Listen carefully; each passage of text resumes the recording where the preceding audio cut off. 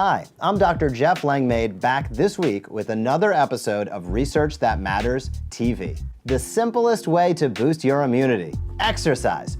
Fortunately, you don't need to be a marathon runner to take advantage of the benefits of exercise.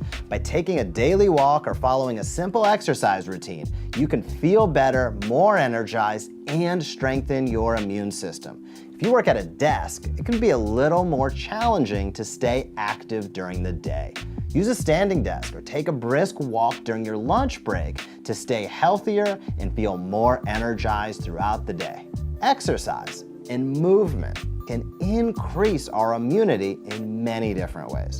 First, when we exercise, blood pumps through our body at a rapid rate. This helps white blood cells be absorbed into our body tissues more rapidly, and those white blood cells are an essential part of your immune system that fights disease.